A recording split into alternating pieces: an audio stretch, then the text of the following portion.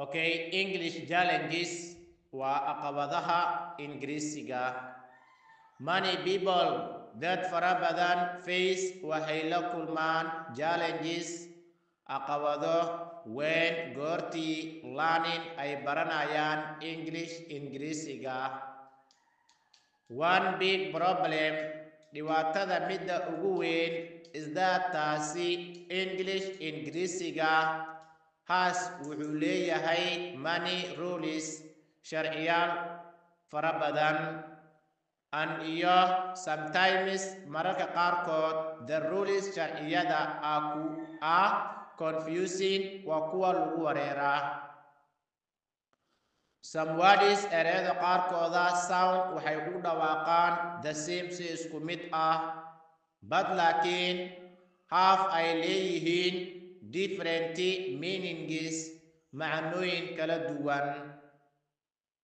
Also sidoo kale spelling hingaadinta in English Ingiriisiga can be tricky waxay noqon kartaa mid khiyaano ah because sababtoo ah it does not always follow had iyo jeer looma raaco the rules sharciyada.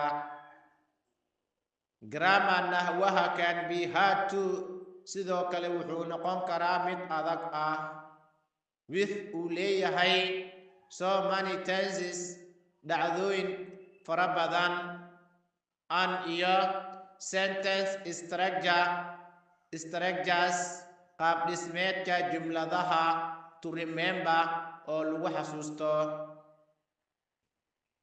Speaking English ku hadlidda Ingiriisiga with the right pronunciation oo leh dhawaqa saxda ah is another challenge waa caqabad kale for learners oo ardayda ku tahay.